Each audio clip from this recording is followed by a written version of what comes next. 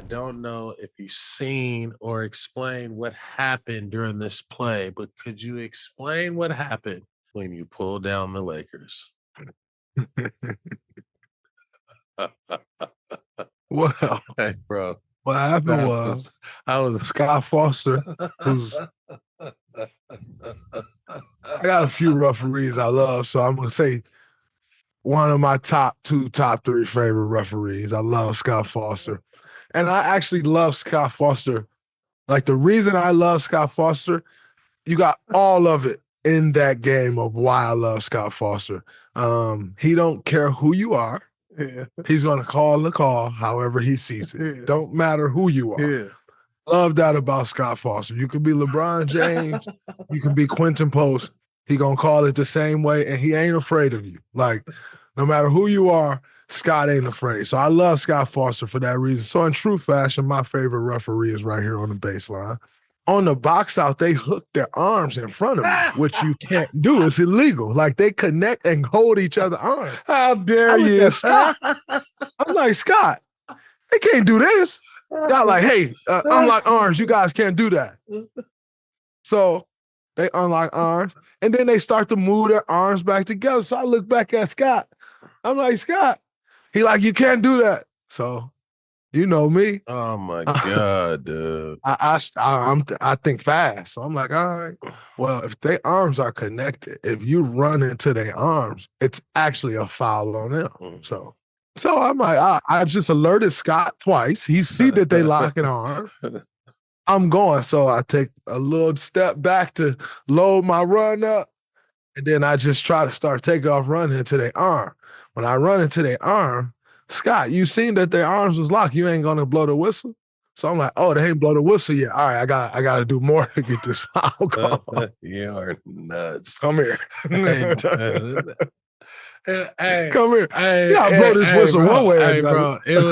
I swear, when I was watching that, it was almost like you told the ref, hey, look what I'm about to do. Hey, I told it. I said, Scott, they can't do this. So check this out. Suplex. I don't hear a whistle blow yet. So I'm like, oh, ain't enough contact yet. Like, let me create more contact. So I create more contact with it. Scott blows the whistle and go, double foul. No. Foul on you. Shoot one free throw. I'm like, what, Scott?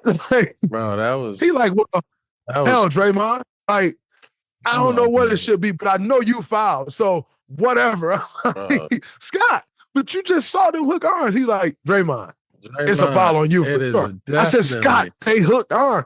Scott goes to the referee who's now on the baseline. Hey, switch positions with me so he can come down there and talk. Do you think it was not a foul on you? No, it was definitely a foul on me for sure. Okay. But it was only a foul on me because he missed the first foul where I ran into their arm. No. Hell no. So listen, check this out. So Scott comes to the baseline and has a full conversation, incredible conversation. It was such a fun conversation. And he's like, Draymond, but I don't know which one of the guys I wanted to call a foul on you on. I don't know which. He said if they were shooting free throws, I don't know which one of them I get a free throws to. I'm like, and we had a whole conversation. Like I said, that's one of the reasons Scott is one of my favorite referees because there's this common misconception of like you can't talk to Scott Foster, and I think that is so far from true. You can have a conversation with Scott Foster the entire game all night. As long as y'all are having a conversation back, and you can even raise your voice up. Yeah. He'll raise his voice back. Like, and like I said, and at a certain point throughout the night, if you start to get disrespectful, Scott gonna tell you, I'm done. I ain't talking to you no more. And then if you talk to him, you're gonna get a tech. But Scott's not just a guy that you're gonna go talk to right away and get a tech. Like, the man literally switched positions. Like, hey, switch with me. So he could come down there and talk some more. Like, And it was such a fun it was such a fun moment. It was for me, and to have that moment with Scott, like I said, one of my favorite referees. Truly a blast. Man, that was one of the all-time free throw WWF WWE. That was old school WWF. Dusty Rhodes taken down, boom, with the double suplex. Then you looked at the ref and said, what? Call the first foul, Scott. I ran into their connected arm. Call the first foul. What did I do?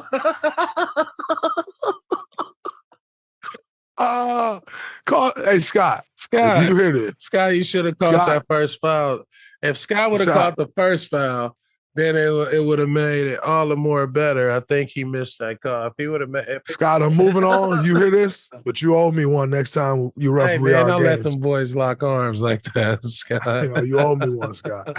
Hey, let me swing this rock, man. Why are the NBA ratings down like this? Like, I know it's football season, but talk to me. What you got for me? Storytelling, man. Storytelling, storylines. I think, as the visibility of the league expand, you need more voices telling more authentic stories and being able to tap into these players. Like when I look at the media around the game, is different. It's all like almost like fake news, gossip news, all the bullshit, opinions, weird ass people giving hot takes. Everything is a hot take. And now you kind of phasing out what we did every day in the streets. You know what I mean? Is like who your top 5, who the top 10, or who the top 25. And like you can't even really, we don't even have that no more. You know what I mean? We don't even have like who the top 5 guards in the league, who the top 5 big dudes, right? And so, and then on top of that, with no stories, getting no nicknames, getting no superheroes, with no superpowers. And so now the kids is like, you know what I mean? It's like, I'm getting Steph, but where's the Steph? Like the Steph LeBron story on Christmas Day got to be a Christmas dream. You know what I mean? And you got to have just more of the culture. I think you got so much media, but like you once again, getting a microphone to the people who don't really know the game or the history of the game. And so where there's no nostalgia, there's nowhere for you to kind of like dive in the game for you to get to know these new dudes, and they dope, right? I've been saying that, like this young generation, if we embrace them with their skill and learn who they are and learn their names, even though they're young coming in the league, like it would help even for them to know they pass. You know what I'm saying? And so like the questions may be a little different. The nostalgia may be a little different. Then you know why, Golden State and the Lakers got beef because it's history there. You know what I mean? You know why the Detroit Pistons and Chicago got beef in this history there. So whether you're the best team in the league or the worst team in the league, you playing for legacy and to keep that streak alive. You feel what I'm saying? Or territory. And so the league just got away from like, man, like what the hell are we watching the games for if they don't mean nothing?